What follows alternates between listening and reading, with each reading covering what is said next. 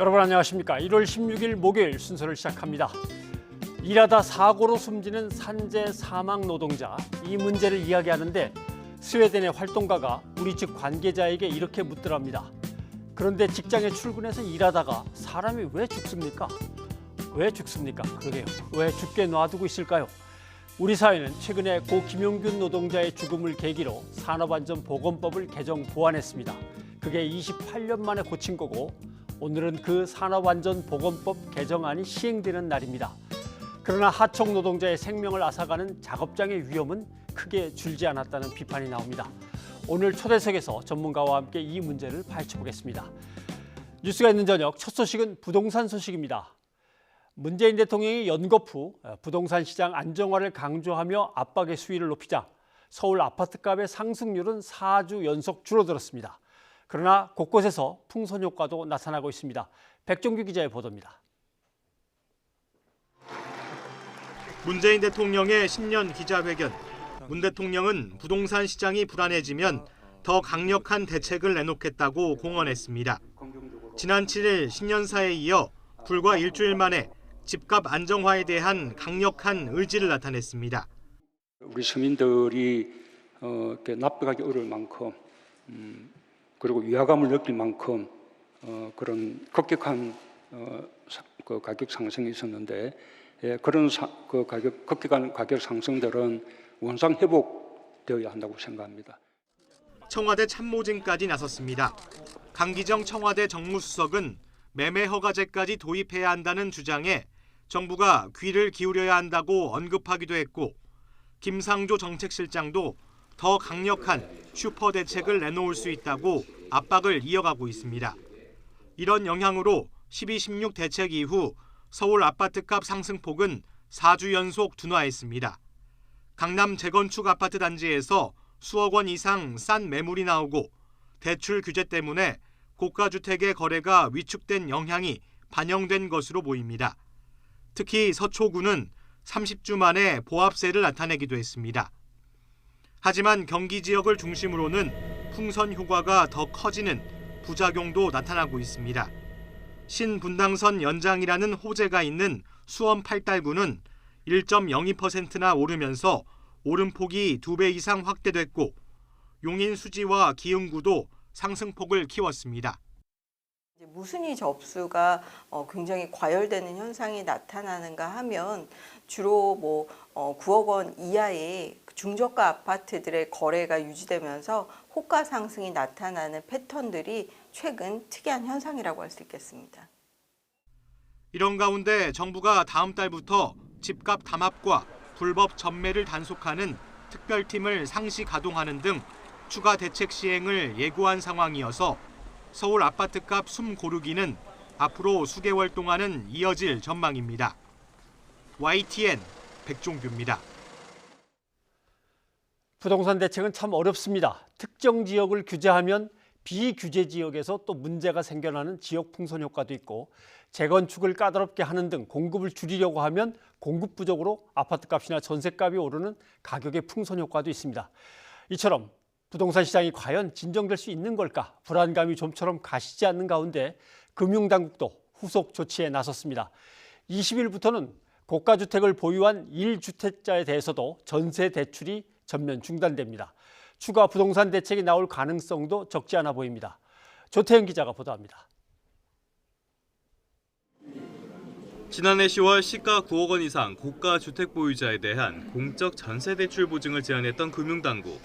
이번에는 SGI 서울보증을 통한 전세 대출에도 제동을 걸었습니다. 은행에서 전세 대출을 받을 때 주택금융공사와 주택도시보증공사, SGI 서울보증의 보증이 필요하다는 점을 고려하면 사실상 20일부터는 고가 1주택자의 은행 전세 대출이 전부 막힌 셈입니다. 다만 21일 기준으로 9억 원 초과 15억 원 이하 1주택자가 전셋집 이사로 금액을 늘리지 않고 대출을 다시 이용할 땐 4월 20일까지 한 차례에 한해 보증을 계속 이용할 수 있습니다. 전세 대출을 받은 뒤에는 3개월에 한 번씩 규제 준수 여부를 확인받아야 합니다. 만약 9억 원이 넘는 주택을 사거나 주택을 여러 채 보유하게 되면 곧바로 전세 대출은 회수됩니다. 전세 대출을 받아서 갭 투자를 하는 수요 자체가 줄어들 수가 있기 때문에 주로 고가 주택을 중심으로 위축되는 효과가 있을 것으로 예상이 됩니다. 정부와 금융당국은 이른바 풍선 효과가 일어나 9억 원이 넘지 않는 주택의 가격도 오른다면 지금보다 대출을 더 조이고 보유세도 강화하는 방안을 추진한다는 방침입니다. YTN 조태현입니다. 정부는 부동산 보유세를 강화하는 기조로는 가고 있습니다. 여당에서는 3주택 이상의 보유자에게 지금보다 더 많은 세금을 물려야 한다는 목소리도 나오고 있습니다. 다만 논란이 된 주택거래 허가제에 대해서는 부정적인 견해를 분명히 밝혔습니다. 나연수 기자가 보도합니다. 집권여당 대표의 신년 기자간담회에서 당의 총선 전략과 장애인 비하 논란 다음으로 관심이 쏠린 건 부동산 정책이었습니다. 이해찬 대표는 기본적으로 보유세는 강화하고 거래세는 인하하는 기조로 가야 한다고 말했습니다. 실거주 목적 이외에 다른 사람이 살 집으로 이익을 내려는 생각 자체가 바람직하지 않다는 겁니다. 3주택을 가지고도 세금 많이 내야 하느냐고 그렇게 하는 그 문제 제기가 온당하다고 생각하십니까? 그건 아닙니다. 문재인 정부 출범 이후 18차례 부동산 대책을 내놓으며 세금 부과와 대출 규제로 수요 억제에 집중한 정부 기조를 따라가겠다는 의미입니다. 이를 반영하듯 당에서는 다주택자의 종합부동산세를 더 세분화해야 한다는 지적이 기획재정위원회 간사를 통해 나왔습니다. 1주택과 2주택, 3주택 이상만으로 구분된 종부세 과세 체계가 중장기적 조세 정의에 부합하느냐는 건데 세 채 이상 집을 많이 가질수록 세금을 더 많이 내야 한다는 얘기입니다. 예를 들어 집 3채를 소유한 사람과 집 5채를 보유한 사람에게 동일한 세금을 부과하는 것이 조세정의 측면에서 적정한지 검토할 필요가 있습니다. 다만 강기정 청와대 정무수석이 언급해 논란이 된 주택거래 허가제에 대해서는 당 대표가 분명하게 선을 그었습니다. 허가제 같은 경우는 굉장히 그 강한 국가 통제 방식인데 그런 건 시장 경제에서는 적절하지가 않습니다. 자유한국당이 박근혜 정부 시절 부동산 정책으로의 회귀를 주장하면서 여야의 부동산 공약은 이제 뚜렷한 대결 양상을 띠게 됐습니다. 투기지역 다주택 보유 후보자들에게서는 부동산 매각 서약서까지 받겠다는 민주당. 진정성 호소를 넘어 무주택자의 표심을 당길 부동산 공약을 완성하는 데 공을 들이고 있습니다. YTN 나연수입니다. 한편 자유한국당은 두 번째 총선 공약으로 공급은 확대하고 규제는 푸는 부동산 대책을 내놨습니다. 박근혜 정부 시절의 부동산 경기 부양책과 닮은 꼴입니다. 당시에 집값은 못 잡고 가계부채만 늘린 아픈 경험이 있습니다. 그럼에도 불구하고 현 정권과 각을 세우기 위해서 실패한 정책을 되풀이하는 것 아니냐는 지적이 나오고 있습니다. 한현희 기자가 보도합니다. 박근혜 정부 초기 부동산 정책은 돈을 풀어 경기를 부양하는 데 초점이 맞춰졌습니다. 한겨울에 한여름의 옷을 입고 있는 것과 같은 부동산 시장의 낡은 규제들을 조속히 격파해야 합니다. 주택 실수요자들의 부담을 줄이겠다며 총부채 상환 비율 등 대출 문턱을 대거 낮췄습니다. 빚내서 집 사라는 말이 유행할 정도였습니다. 하지만 2014년 3분기 999조 원대였던 가계대출은 2년여 만에 1260조 원대로 대폭 늘었습니다. 결국 2년이 채 되지 않아 박근혜 정부와 여당인 새누리당은 대출을 죄는 쪽으로 정책 방향을 돌릴 수밖에 없었습니다. 강남의 이 청약이 과열되는 부분에 대해서는 손을 좀 봐야 되는 걸 검토해야 될 시기가 아닌가. 집단 대출 가이드라인 도입 같은 것도 앞으로의 그 대책에 필요하다면 포함시킬 수 있겠다 이런 생각을 합니다. 그리고 4년 뒤 자유한국당은 닮은 꼴 부동산 공약을 또다시 꺼내들었습니다. 재건축, 재개발을 완화하고 분양가 상한제를 폐지하는 것은 물론 실수요자를 고려해 주택담보대출을 완화하겠다는 겁니다. 국민 누구나 노력하면 원하는 곳에 내 집을 마련할 수 있는 정책들을 펼쳐나가겠습니다. 가계대출이 여전히 늘고 있는데도 불구하고 부동산 부양책을 내세운 건 문재인 정부와 각을 세우려는 의도로 풀이됩니다. 주택 매매 허가제, 이게 도대체 무슨 날벼락 같은 말입니까? 실효성은 없고 혼란만 키운 아마추어 정책도 모자라서 이제는 시장 경제 근간을 위협합니다. 한국당은 문재인 정부가 부동산 정책에 이념을 넣어 시장 혼란을 부추기고 있다고 비판합니다. 하지만 이에 맞설 공약으로 지난 정부에서 홍역을 치렀던 정책을 재탕 발표하는 데 그치면서 현 정권과 각을 세우는 데 함몰된 것이 아니냐는 지적이 나오고 있습니다. YTN 한현입니다. 4.15 총선까지 이제 90일이 남았습니다. 최진봉 교수를 모시고 각 당의 총선 경쟁 전략 등을 좀 살펴보도록 하겠습니다. 어서 오십시오. 네, 안녕하세요. 총선거에 나가고 싶은 공직자들은 오늘이 사퇴 시한입니다. 사표를 냈어야 되는 거죠. 예를 들면 뭐 공무원, 공기관의 임원들 다 이제 마찬가지가 되겠습니다. 그래서 보니까 청와대 출신들이 왜 이렇게 많냐 이 얘기가 나왔습니다. 그렇습니다. 뭐 아직은 다 세볼 수가 없는 상황입니다만은 몇 명이나 될까요? 그러니까 정확한 숫자는 아직까지 파악된 건 없어요. 일부 언론에서 70명이라고까지 70? 얘기하는데 그거는 좀 너무 과도하게 잡은 것이고요. 40명이 45명 정도 되는 것으로 이렇게 알려지고 있고 이제 이게 그 문재인 정부 들어서 잠깐이라도 근무했던 분들 모두 다를 지금 다 카운트를 하고 있지 않습니까? 그래서 이제 숫자가 좀 늘어난 것 같고요. 우려하고 있는 부분, 예컨대 비판의 지점은 이거예요. 청와대에 예컨대 뭐 이렇게 근무하는 사람들 이렇게 많이 빼면 청와대 근무가 되겠느냐. 근데 아까 제가 말씀드렸듯이 이미 오래전에 나가서 새로운 사람이 그 일을 하고 있는 분도 많고요. 또 다른 분들이 그 일을 이어받아서 하고 있기 때문에 업무 자체에 큰 공백이 생길 가능성은 낮다. 그렇게 보여집니다. 오히려 당 내에서도 불만들이 있지 않을까요? 좀 있죠. 뭐 청와대에서 온 사람들이 이거 배려해 주는 거 아니야? 뭐 이렇게 그러면 근데 사실은 엄격해야 된다는 얘기는 뭐 계속 나옵니다만은 당에서는 지역에서 열심히 터를 일군 사람들과 갑자기 청와대에서 고생하다 온 사람들 이 둘을 놓고 고민을 하겠습니다만 엄정하게 처리가 되겠죠. 그럼요. 민주연구원장인 양정철 원장도 그런 얘기를 했지 않습니까? 청와대에 근무했다는 것이 어드밴티지가 되거나 그게 무슨 그것 때문에 공천을 받는 불합리한 일은 있을 수 없다라고 했고 당내에서도 공정한 경쟁을 통해서 한다고 분명히 얘기를 하고 선을 그었습니다. 그래서 이게 청와대에 근무했다는 경력만이 그것 때문에 공천을 받고 못 받고 이렇게 될 확률은 저는 낮다고 보고요. 정말 공정하게 지금까지 열심히 지역에서 뛰었던 분들 준비하셨던 분들에게도 공정한 기회가 주어져야 되고 공정한 경쟁을 통해서 해야만 총선에서 이길 수 있다고 보여집니다. 오늘 문재인 대통령의 뭐 측근 중에 측근이라고 그러고 뭐 핵심 인물 중에 핵심 인물이라고 하는 윤건영 전 실장이 YTN에 출연을 했습니다. 거기에서 청와대 출신 숫자가 중요한 게 아니다. 그러면 아무 내용이나 질을 좀 봐달라. 또는 국정 개혁에 대한 어떤 신념 같은 걸 좀 봐달라 이런 의미인 것 같은데 한번 직접 얘기를 들어보시죠. 청와대에서 몇 명이 나오느냐라는 그런 숫자는 중요하지 않다고 생각합니다. 다만 중요한 건 공정해야 되는 겁니다. 공정한 룰에 따라서 국민과 당원들로부터 평가받으면 될 일이라고 생각하고요. 청와대 출신이라 그래서 어떠한 특혜도 있어서는 안 된다고 생각합니다. 국정 상황 실장인데 아무튼 이제 총선에 나갈 준비를 하느라고 본인도 지금 열심히 이제 뛸 준비를 하는 것 같습니다. 어떻습니까?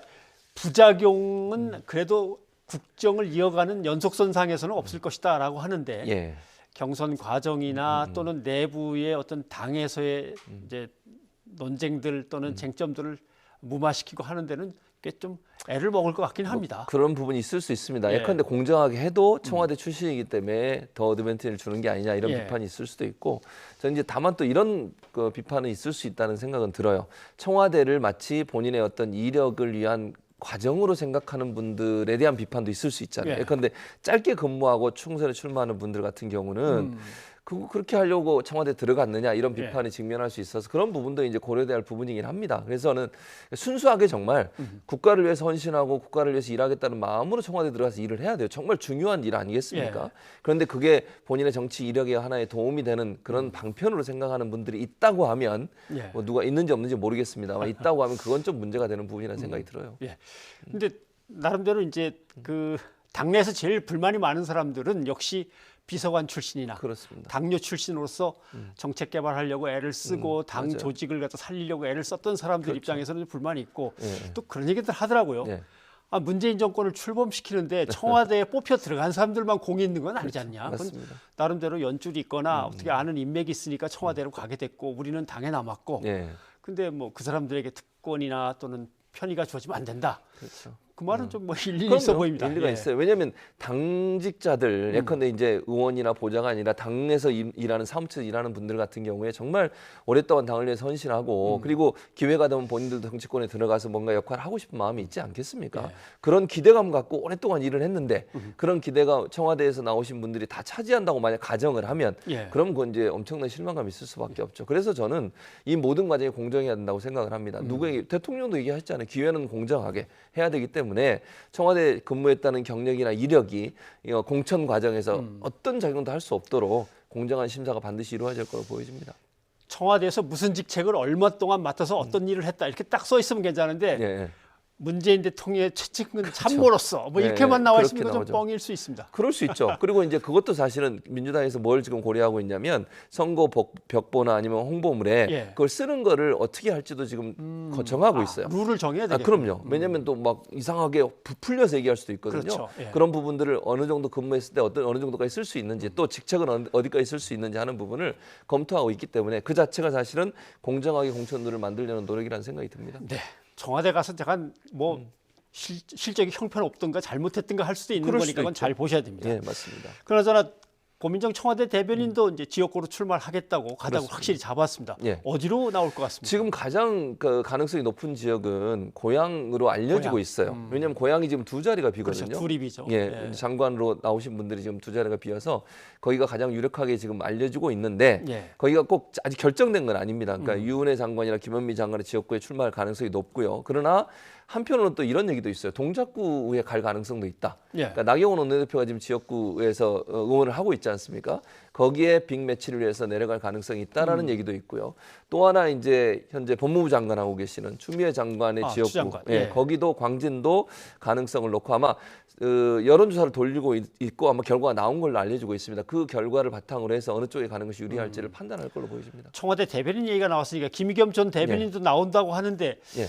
대통령이 부동산에다 계속 방점을 맞습니다. 찍고 있는데 부동산 문제로 걸려 있었기 때문에 좀 애매합니다. 그렇습니다. 그래서 이거 유보를 해놨어요. 아, 민주당에서 왜냐하면 예비 후보로 활동을 하려면 민주당의 심사를 통과해야 되는데요. 예. 심사를 신청을 했습니다. 예비 후보로 나가려고 그랬는데 소명하라고 하면서 심사를 일단 유보해놨습니다. 그래서 김의겸 전 대변인이 소명 자료를 제출하면 민주당이 다시 검토를 해서 소명이 받아들여지면 예비 후보로 나갈 수 있지만 만약에 소명이 안 받아들이게 되면 예. 예비 후보로 나갈 수 없는 상황이 됐습니다. 아마 이제 부동산 문제 말씀하신 것처럼 지금 뭐 문재인 정부가 부동산 정책에 있어서는 전쟁을 선포한 거랑 비슷하거든요. 지금 예. 이 상황이.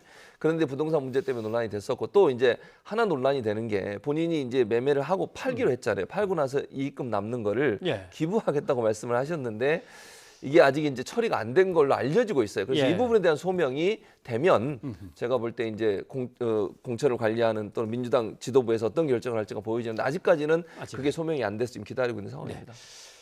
국무총리 전 국회의장이 이제 등극을 했습니다. 예, 등극이라고 그렇습니다. 표현하면 좀 뭐합니다만 예. 아무튼 옮겨갔습니다. 근데 자유한국당도 전 국회의장을 이제 위원장으로 맞아요. 모셨습니다. 그렇습니다. 공천관리위원장으로 모셨는데 예. 김용호 위원장이라고 하는 인물의 크기나 비중으로 봐서는 물론 제 개인적으로는 네. 괜찮아 보입니다. 그러니까요. 그냥 왜냐하면 사실은 이제 친이계로 좀 분류가 되시는 분이긴 해요. 근데 예. 개파색이 그렇게 짙지 않거든요. 그렇죠. 예. 그리고 이분이 동아일보 기자 출신, 뭐 이낙연 총리도 동아일보 기자 출신이긴 그렇죠. 하시지만요. 그 노태우 정부 때 정무비서관을 했었어요. 청와대에서. 그리고 14대부터 18대까지 부산 영도에서 5선 의원을 했고요. 예. 그리고 18대 전반기 국회의장을 지냈고요. 그리고 이명박 대통령 당시에 인수위에서 당선되고 나서 인수위에서 부위원장을 하면서 친유계로 분류가 됐는데 예. 의원하면서 그렇게 개파색을 많이 드러내지 않았고 성격도 그렇게 차분한 성격으로 알려지고 있어서 대체적으로 무난한 인선이었다는 생각이 들고요. 다만 문제는 혁신공천위원회 있지 않습니까? 예. 여기하고 갈등이 지금 생기고 있어요. 왜냐하면 새로운 보수당 입장에서는 어떤 방식으로 당이 될지 모르는, 예를 들면 통합이 어떤 형식으로 이루어질지 모르는 상태에서 공천관리위원장을 선임을 하면 공천에서 그러면 새로운 보수당이나 외부에서 들어갈 가능성이 있는 정당의 의견은 반영되지 않을 수 있기 때문에 이 부분에 지금 반대 목소리를 내고 있어서 어떻게 봉합이 될지는 좀 지켜봐야 될 것 같습니다. 네.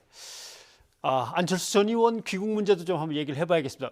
돌아오는 날짜는 19일 오후로 못을 일단 바꿔놓은 것 같습니다. 예, 맞습니다. 19일 오후, 늦은 오후라고 얘기를 했고요. 늦은 오후. 정확한 시간은 이제 공항 혼잡해질 수 있기 때문에 나중에 밝히겠다고 얘기를 했는데 선택지는 여러 가지가 있을 것 같아요. 제가 볼 때는 가장 유력한 선택지는 지금 현재 그 당권파들이 남아 있는 바른미래당이 가서 당을 추스려서 새로운 어떤 모습으로 탈바꿈하는, 그건 전제 조건이 있습니다. 손학규 대표와의 정리가 돼야 돼요.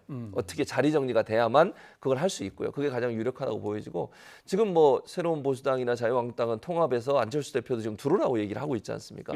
근데 본인이 사실은 보수당에 가는 것에 대해 상당히 좀 꺼려하는 것 같아요. 왜 새로운 보수당이나 이름이 나올 때부터 사실은 좀 비판적 입장을 내세웠거든요. 그래서 보수라는 이름에 본인이 들어가는 부분에서 조금 꺼려하고 있어서, 만약 된다고 하면 중도의 신당이 새롭게 창당이 되고 거기에 해처모형식으로 들어간다고 하면 가능성이 있을지 모르지만 지금 당장 두 정당, 자유한국당과 새로운 보수당이 합당하는데 거기에 들어갈 가능성은 낮다, 이렇게 보여집니다. 근데 안철수 전 의원을 놓고 보수지 뭘 보수가 아니라고 하느냐. 근데 또 안철수 전 의원이 내가 중도 보수를 아우르는 사람인데 이렇게 하는데, 오늘 이태규 전 측근이죠. 최측근인데 이태규 의원의 얘기를 한번 좀 잠깐 들어보죠. 이제 안철수 대표는 본인이 보수라고 생각하고 있지 않으세요. 보수 아니다. 그런데도 불구하고 자꾸 보수 통합의 프레임에 갖다 놓고 그걸 참여를 해달라고 하니까 이 낡은 정치 패러다임을, 이걸 실용의 정치 패러다임을 바꿔서 적어도 합리적 개혁의 큰 흐름을 세워야 된다는 생각을 갖고 계신데, 네, 그런 생각을 갖고 계신데, 근데 그 매일경제에다 기고문을 안철수 전 의원이 올렸는데 그렇습니다. 보니까 독일 연정 얘기를 이제 자꾸 강조하는 거 보니까 새로운 당을 하나 만들어서 연정에 참여하는 걸 생각하는가? 어떻게 보십니까? 저는 그게 가능성이 높다고 봐요. 그러니까 지금 당 상황에서는 어느 한쪽으로 가기가 애매한 상황이에요. 민주당으로 가기도 애매한 상황이고, 민주당에서 제가 볼 때는 받아들일 가능성이 낮고요. 보수 측에서는 러브콜을 보내지만 본인이 보수로 가는 순간 본인이 지금까지 했던 여러 가지 자세라는 생각과 비추어 봤을 때 맞지 않는 영역이 있거든요. 그리고 본인이 처음 정치를 시작할 때 진보 진영의 지지를 받고 사실은 정치를 했지 않습니까? 그런데 이제 보수로 넘어가게 되면 본인의 정체성이 혼란이 올 수 있고, 그러면 본인의 지지층의 많은 부분도 떨어져 나갈 가능성이 있기 때문에 차라리 신당을 만들어서 연정체제로 가는 것이 본인이 정권을 잡을 수 있는 계기가 된다고 판단한 게 아닌가, 이렇게 보여집니다. 19일 늦은 오후에 귀국이다라고까지만 나왔는데 아마 내일이나 모레쯤 되면 이제 정확한 시각이 나올 거고. 근데 환영회는 안 한다고 합니다, 공항에서. 그러니까 기자회견 정도는 좀 간단하게 있으면서 뭔가 좀 소신을 밝혔으면 좋겠는데 한번 기다려 보겠습니다. 교수님 오늘 고맙습니다. 감사합니다.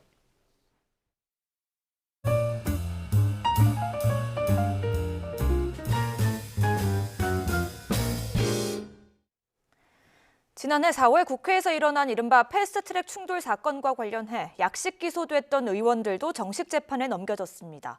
법원이 재판이 필요하다고 보고 직접 결정한 것인데요. 법조계에서는 여러 가지 해석이 나오고 있습니다. 송재인 기자입니다. 패스트트랙 충돌 사건으로 기소됐던 여야 의원들이 모두 정식 재판을 받게 됐습니다. 충돌 등에 관여한 정도나 물리력 행사 수준을 고려해 약식 절차에 붙여졌던 의원들까지 모두 정식 재판에 넘겨진 겁니다. 약식 기소됐던 의원은 모두 11명인데 이 가운데 9명은 회의 방해 등 국회법 위반 혐의를 받는 한국당 의원들입니다. 법안 접수를 방해하거나 당직자를 폭행한 혐의로 약식 기소됐던 김성태 한국당 의원과 박주민 민주당 의원도 정식 재판에 회부됐습니다. 법조계에서는 이번 결정이 법원 직권으로 결정됐다는 점에서 여러 가지 해석이 나옵니다. 약식 절차로 처리할 만큼 사건이 간단하지 않고 사안 자체가 무겁다는 판단 아니냐는 겁니다. 정식 재판으로 피고인 현역 국회의원들의 방어권을 보장해준다는 의미도 있습니다.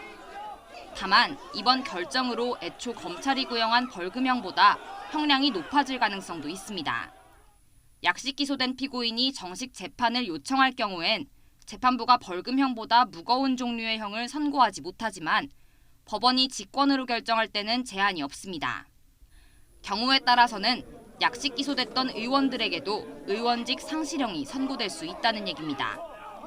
법원은 다음 달 12일 민주당 의원들의 공동 폭행 사건 공판 준비 기일을 시작으로 패스트트랙 사건 재판에 본격 착수합니다. 그러나 현역 의원만 28명이 정식 재판을 받게 된 만큼 1심 선고가 나오는데도 상당한 시간이 걸릴 것으로 보입니다. YTN 송재인입니다. 건강 문제 등을 이유로 보석을 신청한 조국 전 법무부 장관의 부인 정경심 교수의 재판부에 검찰이 반대의 뜻을 전달했습니다. 서울중앙지검은 어제 정 교수 측이 신청한 보석에 대해 반대 취지의 의견서를 법원에 제출했습니다. 검찰은 정 교수 측이 주장하는 건강상의 문제는 구속영장 심사 당시 이미 고려된 사항으로 수감 생활이 어렵다고 보기는 힘들다고 지적한 것으로 알려졌습니다. 정 교수는 오는 22일부터 정식 재판을 받을 예정이지만 보석 신문 기일은 아직 잡히지 않았습니다. 청와대의 하명 수사와 울산시장 선거 개입 의혹을 수사하는 검찰이 경찰청 본청에 대해 추가 압수수색에 나섰습니다. 서울중앙지검은 오늘 오전 11시쯤부터 3시간 반 동안 경찰청 정보화 담당관실의 전산 서버를 압수수색했습니다. 검찰은 지난달 24일과 26일에도 경찰청을 압수수색했습니다. 앞서 송병기 전 울산시 부시장은 김기현 전 울산시장 관련 제보를 청와대 민정수석실의 행정관에 전달했고 청와대가 이를 경찰청에 이첩하며 울산경찰청이 수사에 착수했습니다.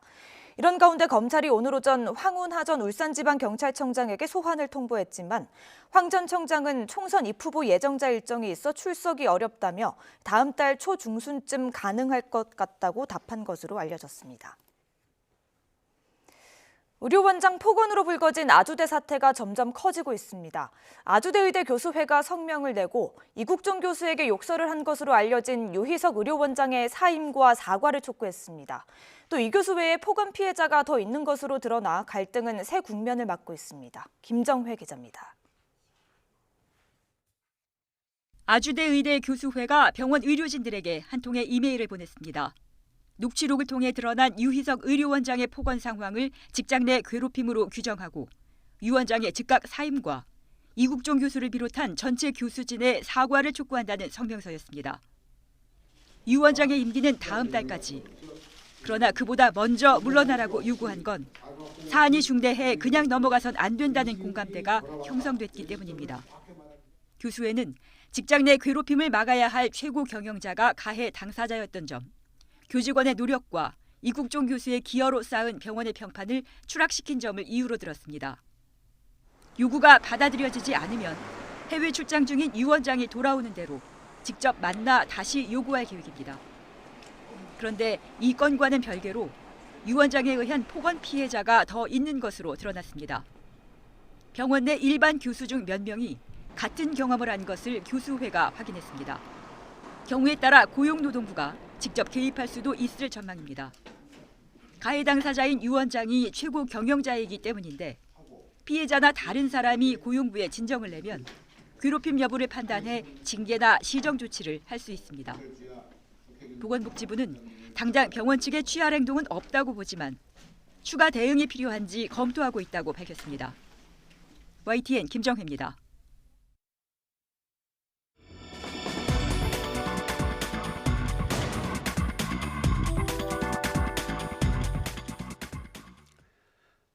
브리핑 있는 저녁 시간입니다. 중요한 사건 사고 소식을 이현아 기자와 함께 알아보겠습니다. 어서 오십시오. 안녕하십니까? 예, 오늘 첫 소식은 어떤 겁니까? 네, 오늘 브리핑이 있는 저녁은요. 한 기자회견장의 영상을 먼저 보고 이어가겠습니다. 예. 도와주십시오. 오랜 세월 고통 속에서 신음하고 있는 피해자분들 그 사회적 참사를 해결하는 이 문제에 있어서 네, 방금 보신 영상은요. 오늘 오전에 가습기 살균제 사건과 4.16 세월호 참사 특별조사위원회가 주최한 기자회견이었습니다. 오늘 이 기자브리핑은 특조위가 가습기 살균제 피해 구제를 위한 특별법 개정안이 이번 20대 국회에서 처리돼야 한다고 주장하는 배경과 이유에 대해서 자세히 알아봤습니다. 네, 가습기 살균제 피해. 참 아무튼 가슴 아픈 사건인데 네. 이 특조위가 말한 특별법 개정안은 어떤 내용을 담고 있는 겁니까? 네, 뭐 기존의 특별법은요, 이 가습기 살균제 참사 피해자를 빠르고 또 차별 없이 구제하기 위한 목적으로 2017년 2월에 제정이 됐습니다. 그런데 이 해당 법에는 한계가 있었습니다. 법이 인정하는 피해 질환 범위가 너무 좁고요. 또 차별적 구제가 이뤄진다는 점에서 문제점이 지적이 된 겁니다. 그래서 이 피해를 인정하는 질환의 범위를 좀 더 확대하고 그리고 특별기금 형태로 구제를 통합 확대하는 지원 내용을 담은 개정안이 발의가 된 겁니다. 그리고 또 가습기 살균제 노출과 질병과의 인과관계를 입증하는 이 책임을 피해자가 아닌 기업에 두는 내용도 포함되어 있습니다. 그런데 현재 이 가습기 살균제 피해자의 규모를 좀 살펴보면요. 제품 사용자는 최대 450만 명, 그리고 건강 피해자는 최대 50만 명, 그리고 중증 피해자는 4만 명으로 추산이 되고요. 공식 피해 인정 신청자는 6,715명이고요. 사망자는 1,531명으로 집계되는 상황입니다. 그러니까 저 해당 개정안이 통과가 되면요. 이 중에 많은 분들이 뭐 치료 지원 등 정부 지원과 그리고 가습기 살균제 기업 상대 민사 소송 등에서 직접적인 또 긍정적인 영향을 받을 것으로 기대되는 부분입니다. 네. 분명히 억울한 피해자들이 있고 그 규모가 엄청나기 때문에 관련된 법들이나 조치가 좀 빨리빨리 진행이 돼야 할 것 같은데 국회에 아직도 이렇게 계류 중인 상태로 있는 건 뭡니까? 네, 일단 이 개정안은요. 여야 합의로 만들어졌습니다. 그리고 지난해 12월에 법사위에 올라갔거든요. 그리고 또 지난 9일에 이 법사위는 이 개정안을 상정해서 심의했지만요. 의결은 정작 보류가 됐습니다. 이유를 들여다보니까 법무부와 기획재정부 등이 사업자 이중 배상 부담 등 위헌적 소지가 있다고 주장한 의견을 제출한 것 때문이었는데요. 옥시 측도 이 법사위에 사업자 책임 범위 확대에 대한 일반적 손해배상과 비교해서도 뭐 쉬운 추정이 우려된다는 의견을 표명하기도 했습니다.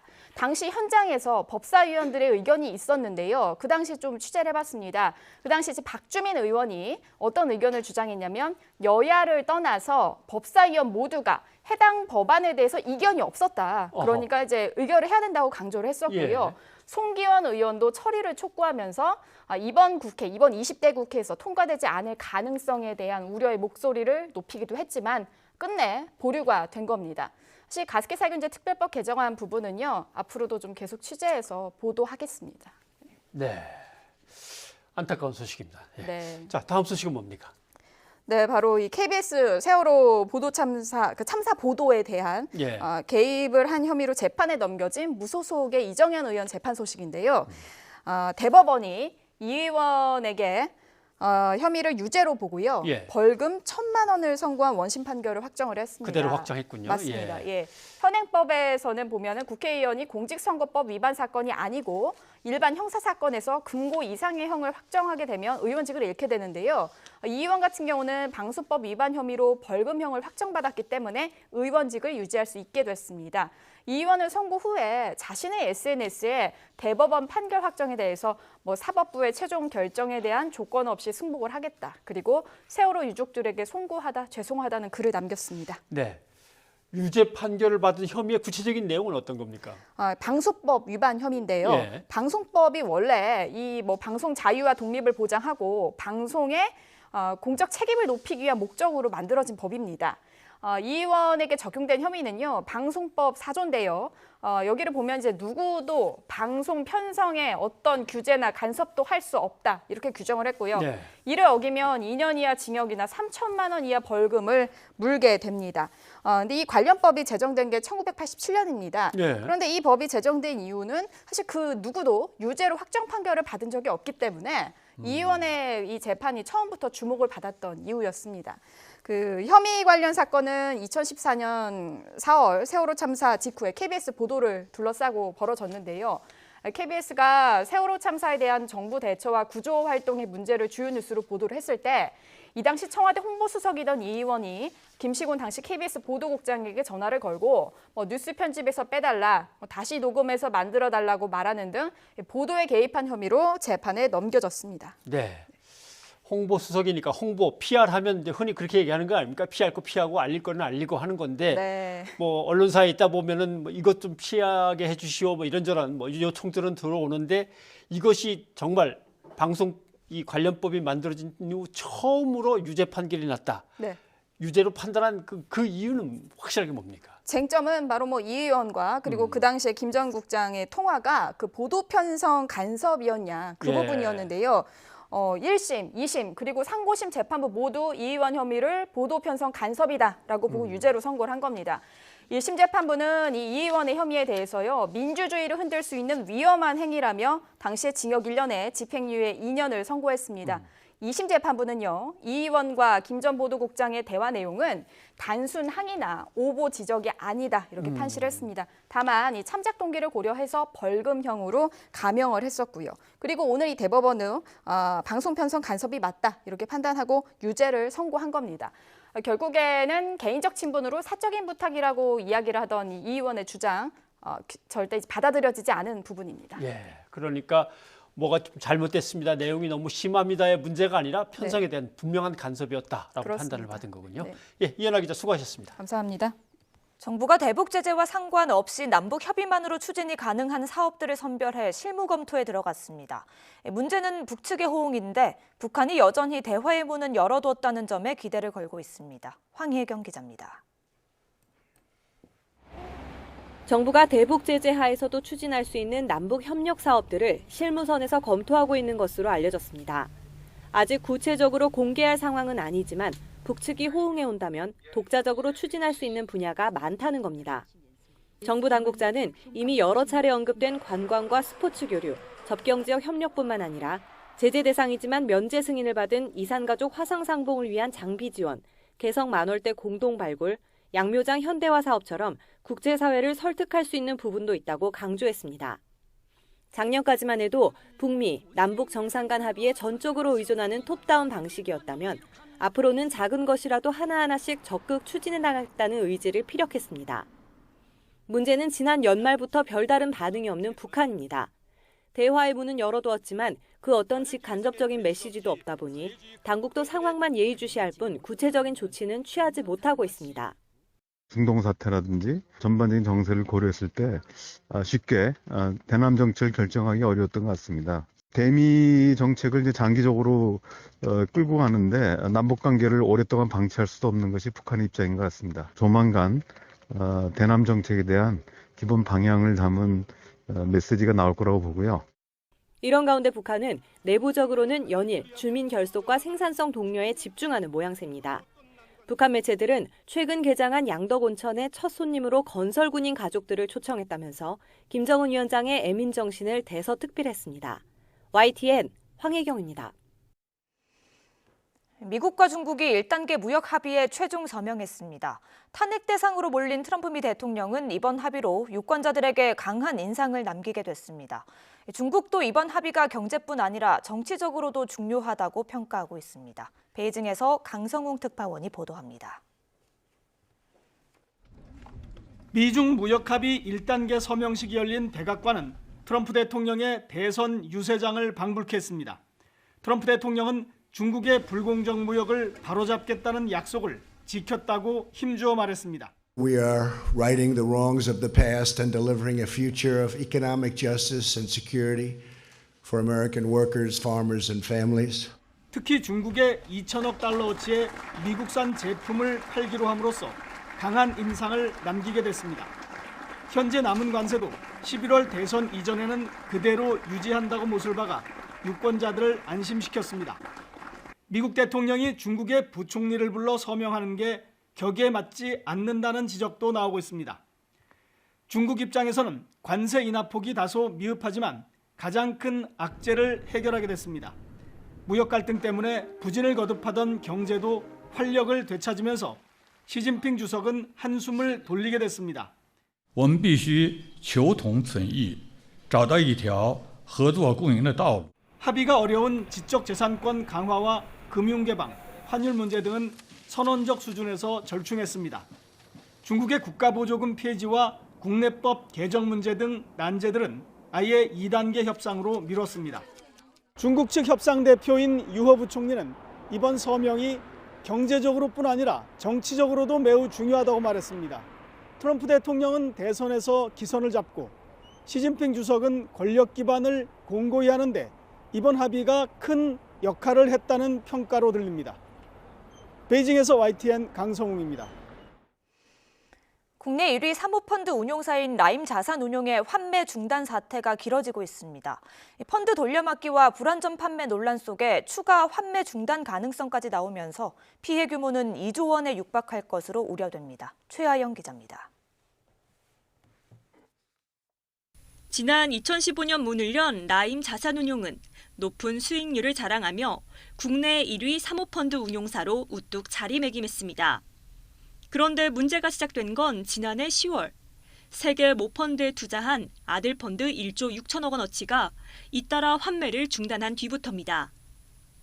당초 저희가 의도한 주식 전환을 통한 유동성 확보가 어렵게 되었고 펀드 투자자들의 보호 및 투자 대상 기업들의 주가 정상화 측면에서 펀드들의 환매 및 상한을 연기하고 이때만 해도 자금 사정이 원인인 듯 했지만 환매 중단 가능성이 또 나오자 얘기가 달라졌습니다. 이른바 펀드 돌려막기 의혹이 불거진 겁니다. 신용보험에도 가입해 비교적 안전하다고 여겨진 무역금융 펀드의 투자금 일부가 엉뚱하게도 앞서 환매가 중단된 부실 펀드로 흘러들어갔습니다. 원리금이 다 보장된다고 했거든요. 무역 대출 채권에 투자하는 거라고 들었지 이 상품이 이렇게 뭐 부분적으로라도 어디 다른 데 투자된다는 얘기는 단 한 번도 들은 적이 없고요.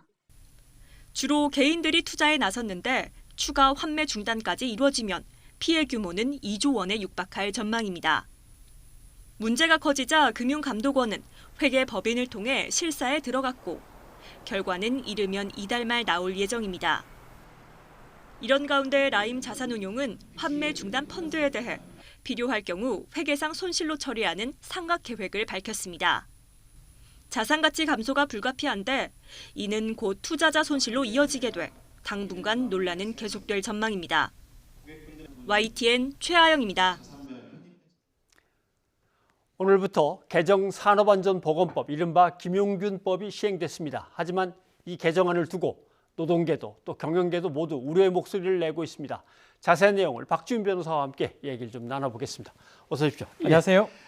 개정된 산업안전보건법, 뭔가 이것도 28년 만에 겨우 좀 고친 건데요. 참 쉽지 않은 법안이었습니다. 예, 이거라도 좀 잘할 줄 알았더니 이것도 문제가 많다고 하는데 어떤 법안을 담고 있는지부터 좀 설명을 해야 될 것 같습니다. 일단 김용균 씨 사망을 계기로 위험의 외주화를 막기 위해서 이 산업안전보건법 개정안이 이제 통과가 되긴 했는데요. 이제 문제 시행이 되죠. 이제 시행이 되는데 이제 문제는 가장 중요한 건 한 3가지 정도로 보면 될 것 같아요. 위험한 도급, 도급 관련해서 도급 자체를 예전에는 금지를 하지 않았어요. 사실상 그냥 갔다면 지금은 일정 작업에 의해서 특히 지금 나오는 화학 작업이에요. 도금이라든지 납, 수은 이런 가공 작업할 때는 도급을 못하도록 하는 게 첫 번째고요. 두 번째로는 도급인한테 이 하도급 같은 걸 줄 때 안전 의무를 예전 같으면 일정 장소만 줬다면 원천적으로 많이 장소를 위험한 그 의무를 많이 부여한 게 두 번째로 보면 되고요. 또 처벌 법규를 예전보다 상당히 상향을 했습니다. 예전에 1년 이하의 징역에서 1,000만 원의 벌금을 하면 3년 이하의 징역에서 3년 이하의 벌금, 3천만 원 이하의 벌금.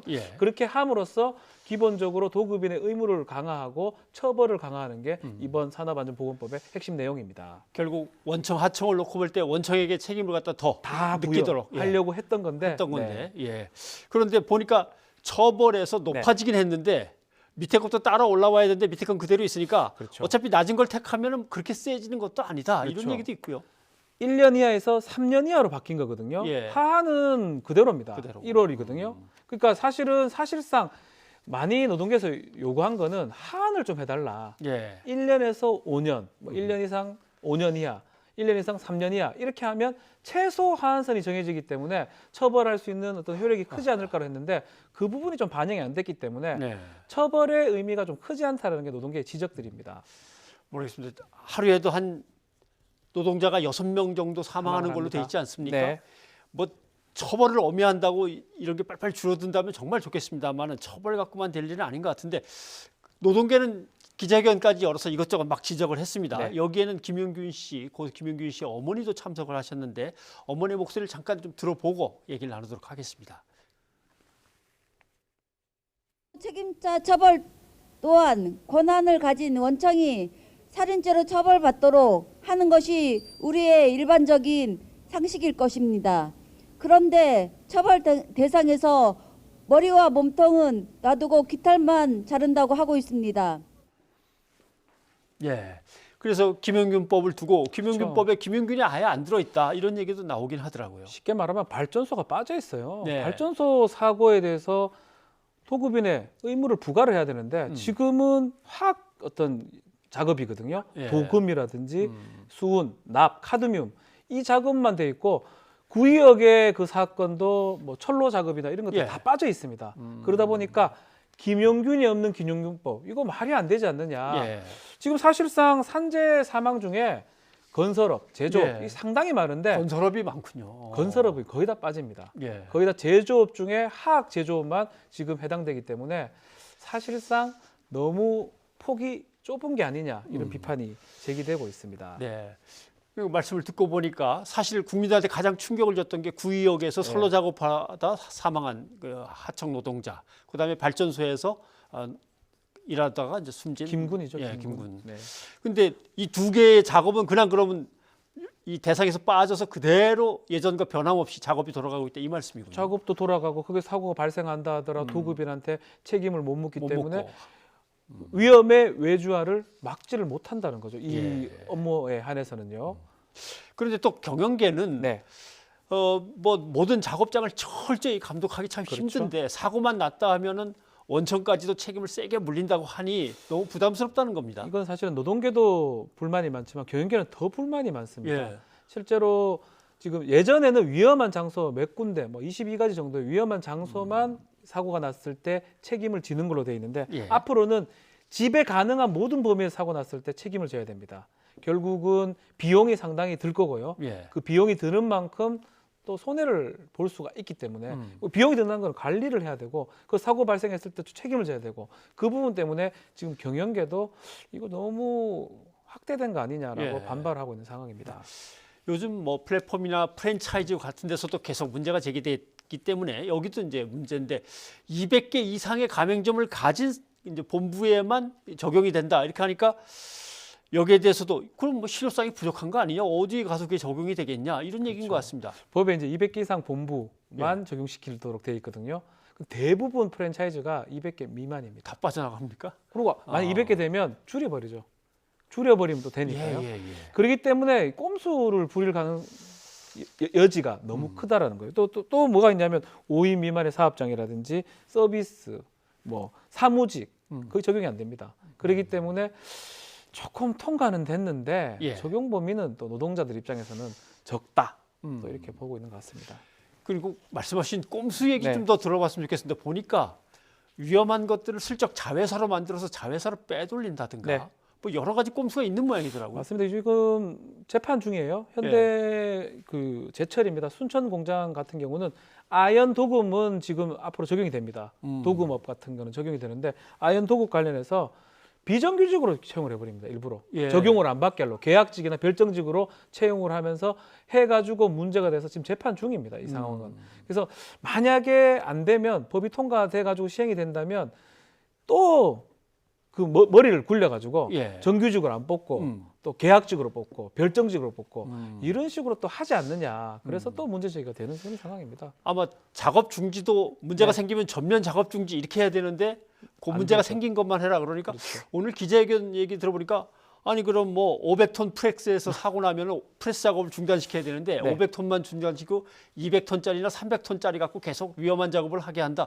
뭐 이런 얘기도 나오는 거 보니까 편법은 뭐 머리를 짜내면 계속 나올 모양입니다. 나올 수밖에 없고요. 그래서 지금 이 산업안전보건법도 개정안이 또 올라가 있어요. 법이 통과된다 해가지고 이대로 시행이 될 수는 있지만 보완 입법들은 또 있을 수가 있거든요. 그런 보완 입법 중에 지금 말씀하신 것처럼 작업 중지 명령을 뭐 내린다면 또 해제 요청을 한다면 또 결과를 볼 수 있다라는 그런 법안도 있고요. 처벌을 또 강화하는 법안까지 있는데 이 법안들이 20대 국회 통과할 가능성은 조금 낮다. 몰라요. 또 열심히 일해서 통과시킬 수도 있겠지만 지금 상황에서는 조금 노동계, 산업계 다 조금 불만인 그런 법안. 왜 한쪽이라도 좀 환영받는 법안이면 좀 좋을 수도 있는데 그래서 추가 발의된 그런 상황입니다.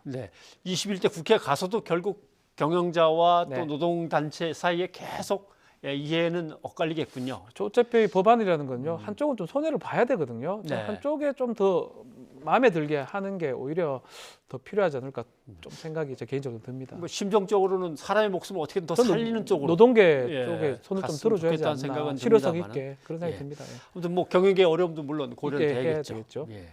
변호사님 오늘 고맙습니다. 감사합니다.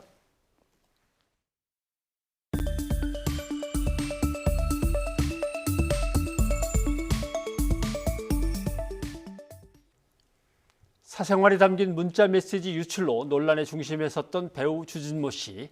오늘 문자 속에 등장한 여성들에게 사죄를 했습니다. 네, 그러면서도 여성의 신체를 몰래 촬영해 유포하는 부도덕한 짓을 저지르지는 않았다고 강조했습니다. 김선희 기자입니다. 배우 주진모 씨가 최근 문자 메시지 파문과 관련해 피해 여성들에게 사과했습니다.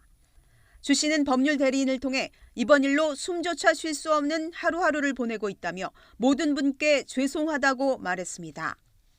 주 씨는 2달 전쯤 범죄자 해커들이 불법 취득한 개인정보로 자신과 가족, 동료 연예인까지 협박해 극심한 공포를 느꼈다고 밝혔습니다. 여권과 주민등록증, 운전면허증 사진을 비롯해 휴대전화에 저장된 동료 연예인의 개인정보까지 보내며 정신이 혼미할 만큼 몰아붙였다고 주장했습니다. 해커들의 협박에 굴복하면 계속 괴롭힐 것 같아 응하지 않았는데 결국 주변 사람과 문자에 언급된 여성들에게 큰 피해를 주게 됐다고 말했습니다. 하지만 결단코 이성의 신체 사진을 몰래 촬영해 유포하는 부도덕한 짓을 저지르지 않았다고 해명했습니다. 법률 대리인 측은 주 씨의 휴대전화를 해킹한 뒤 협박한 범행 주체에 대해 형사 고소했다고 밝혔습니다.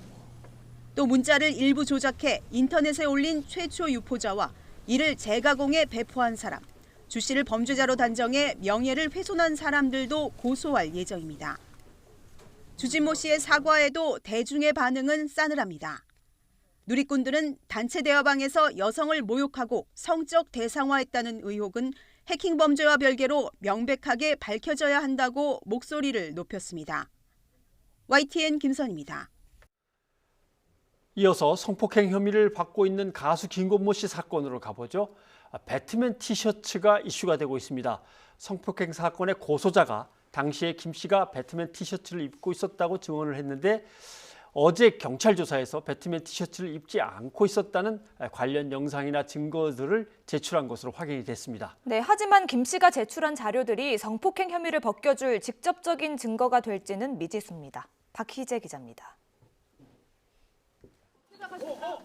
김건모 씨는 경찰 조사에서 성폭행 의혹이 제기된 시기에 피해자 측이 주장한 술집에 갔던 사실은 인정한 것으로 확인됐습니다. 경찰이 김 씨의 차량 운행 동선이 저장된 GPS 기록까지 압수해간 상황에서 업소 방문 사실을 다투는 것은 실효성이 없다는 판단으로 보입니다. 김 씨 측은 그러나 성폭행 혐의는 전면 부인한 것으로 전해졌습니다. 피해자 측이 주장한 것과 달리 술 마시는 내내 매니저와 함께 있었다는 주장을 편 겁니다.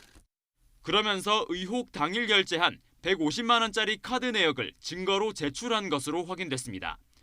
해당 업소에서 피해 여성 측 주장처럼 여성 도우미와 단둘이 술을 마시려면 그보다 훨씬 비싸다는 게 이를 반증한다는 겁니다. 또 술을 마시러 오기 직전에 들렀던 장소에 CCTV도 증거로 냈습니다. 피해자가 배트맨 티셔츠를 입었다고 주장했지만 다른 옷을 입고 있는 CCTV 화면은 피해자 측 주장이 거짓임을 입증한다는 논리를 편 겁니다. 처음 이 문제를 제기하고 말씀하신 분들과 그분들의 말씀과 다른 여러 자료들을 제출을 했습니다. 경찰은 일단 김 씨 측이 제출한 증거들이 성폭행 무혐의를 직접 입증하기는 어렵다는 입장인 것으로 전해졌습니다. 성매매가 아닌 폭행을 당했다는 주장이고 배트맨 티셔츠를 입지 않았다는 CCTV도 술집에서 찍힌 건 아니기 때문입니다. 또 피해자 진술이 상당히 일관성이 있어 추가적인 조사가 필요하다는 입장이어서 김건모 씨가 추가로 소환될 가능성도 있어 보입니다. YTN 박희재입니다. 한 남성 육군 부사관이 최근 성전환 수술을 받았다고 하네요. 네, 근데 이 부사관은 여군이 되어서 어린 시절부터 늘 군 생활이 꿈이었기 때문에 그 꿈을 이어가고 싶다고 합니다. 그러나 관련 규정이 없어서 강제 전역 위기에 처했습니다.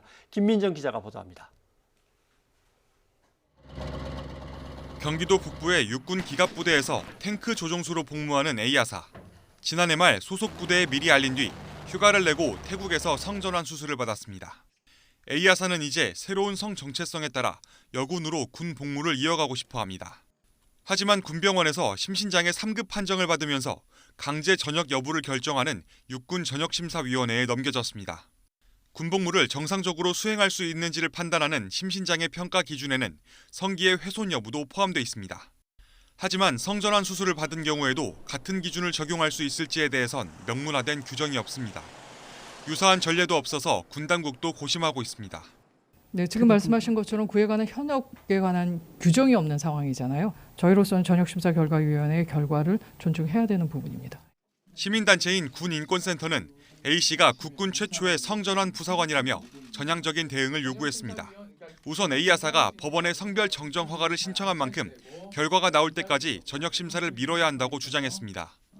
또 장기적인 병력 자원 감소나 군대 내 다양성 보장을 고려해 A 여사의 복무를 허용하라고 요구했습니다.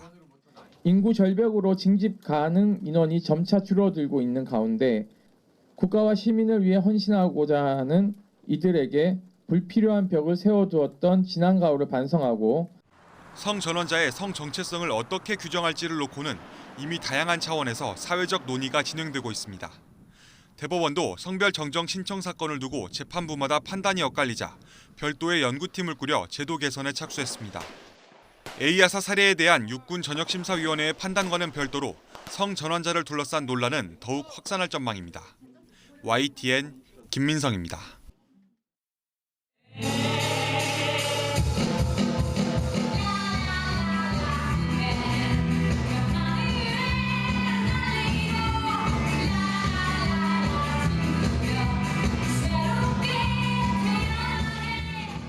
장고추가 맵다. 어리다고 무시하지 마세요. 내일 다치고 넘어져도 포기할 수 없어요.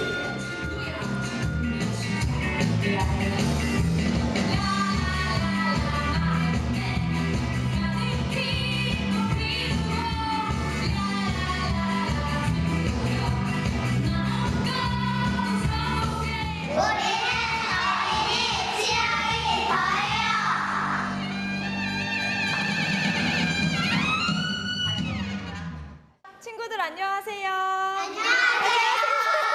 연습하는 거 봤는데 실력이 장난 아니더라고요. 저도 한번 배워볼 수 있을까요? 제가 알려드릴게요. 이 친구가 에이스인가 본데요. 오늘 1일 선생님으로 모시겠습니다. 옷은 완전 응원 단장이네요. 5, 6, 7, 8, 1, 2, 3, 4, 5, 6, 7.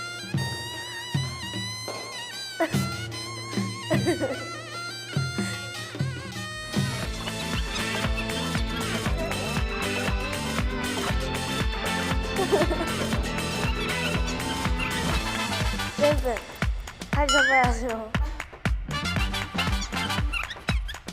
잘 잡아야죠. 네. 세븐 잘 잡아야죠. 5, 6, 7, 8 5, 6, 7, 8 3, 2, 1, 5, 6, 7, 7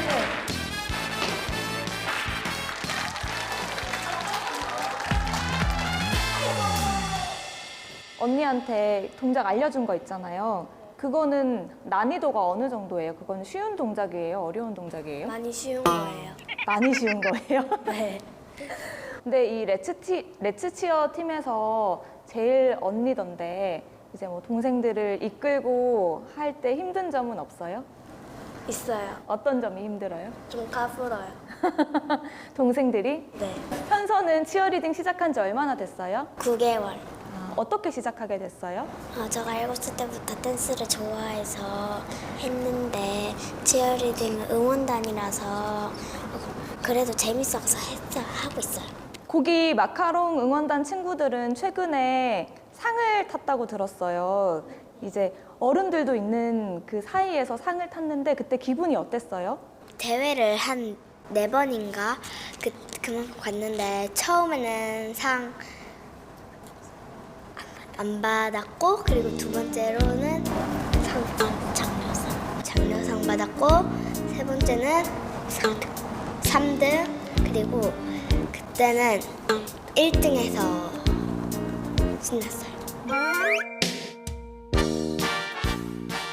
성욱이는 이 팀에서 유일한 남학생인데 보통 남자 아이들은 막 축구나 농구 이런 걸 많이 하던데 성욱이는 어떻게 치어리딩을 시작하게 된 거예요? 축구도 다니고 있고 태권도, 수영도 다니니까 여러 가지 운동을 좋아해서 치어리딩도 해보게 됐습니다. 치어리딩도 열심히 하고 앞으로 어떤 사람이 되고 싶어요? 호텔 사장님. 호텔 사장님이요? 네. 왜요?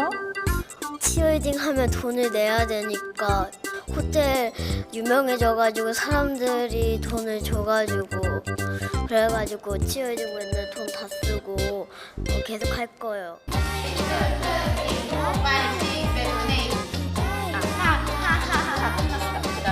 네, 선생님 아이들을 가르치실 때 가장 중요하게 생각하는 부분이 있다면요?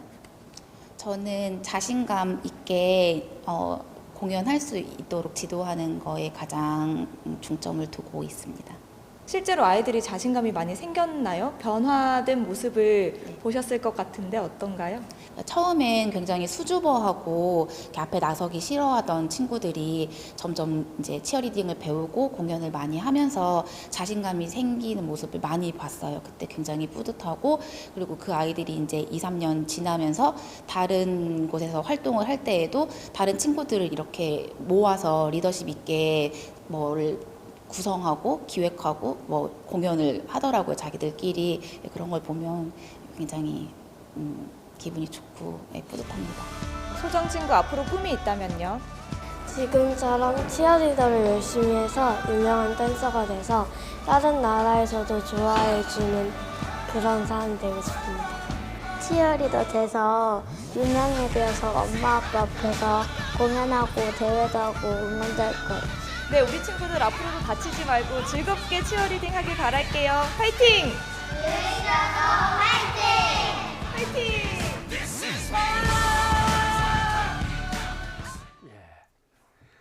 이 소통 있는 저녁 소희전은 안기령 앵커의 성장일기 같아요. 성장을 하는 걸까요? 네, 하고 있어요. 어린 친구들이라 그런지 인터뷰할 때 꽤 쑥스러워하긴 하는데 네. 막상 딱 줄 맞춰서 음악이 나오고 동작이 시작되거나 하면 눈빛이 확 바뀌는군요. 뭐 프로 선수 같은 느낌이 확 듭니다. 그렇죠. 해보니까 어때요? 성장기라고 말씀을 해주셨는데 제가 성장을 못하고 있는 것 같습니다. 제가 이 촬영을 하면서 이것저것 특히 운동도 아주 여러 가지를 배워봤는데요. 예. 통틀어서 제일 어렵고 힘들었습니다. 그래도 친구들과 함께 음악에 맞춰서 치어리딩을 하다 보니까요. 스트레스가 날아가는 것 같더라고요. 그리고 얘기하셨던 것처럼 친구들이 정말 프로 선수 같더라고요. 눈빛이 확 변하는 걸 보니까. 그렇죠. 뭐 많은 사람들이 이 치어리더를 보고 되게 힘이 난다. 또 이렇게 자기가 응원을 받는 것 같다라는 말을 하는데 우리 아이들 쑥쑥 예쁘게 자라고 씩씩하게 자라서 밝은 치어리딩 하면서 남들한테 많은 힘을, 긍정적인 에너지를 전파해 줬으면 좋겠습니다. 응원하겠습니다. 네, 이어서 시청취자 여러분의 의견 소개해 드리겠습니다. 부동산 대책 관련해서 9330님이 문자를 주셨는데 당정이 여러 방법을 동원해서 치솟는 집값을 잡아야 한다고 하지만 지금 정책들로는 무리일 듯합니다 라고 평가해 주셨네요. 예, 8695님도 의견 보내주셨는데요. 집값은 정부의 많은 노력에도 잡히지를 않네요. 계속되는 강공 드라이브의 부작용이 우려됩니다. 이렇게 보내주셨습니다. 네. 총선에 출사표를 던진 인물들을 잠깐 소개해 드렸는데 9866님 국회의원들에게 당부드립니다. 소속당의 이해 득실을 따지지 마시고 국민의 대표자가 되어주세요라고 부탁해 주셨습니다. 예, 그리고 김영균법이 오늘부터 시행이 됐는데요. 2369님이 의견 보내주셨습니다. 산재 사고로 목과 허리를 다친 저는 지금도 통증으로 힘듭니다. 더 이상 불행한 사고가 없기를 바랍니다. 이렇게 보내주셨습니다. 네, 의견 보내주신 모든 분들 감사드립니다. 네, 영하권 추위가 며칠 동안 계속됐는데요. 내일 낮부터는 추위가 조금 풀린다고 합니다. 동해안 지역에는 내일 밤부터 모레 낮까지 비나 눈이 조금 내리겠습니다. 네, 이렇게 날이 추워서 움츠러들게 될 때는 뭐 감성적이고 좀 따뜻한 위로가 되는 노래 찾아 틀면 되겠죠? 그렇죠. 뭐 할까요?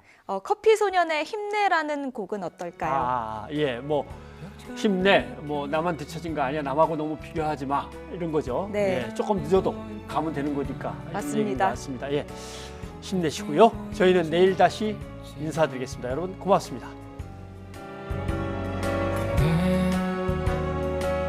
끝은 분명히 있어.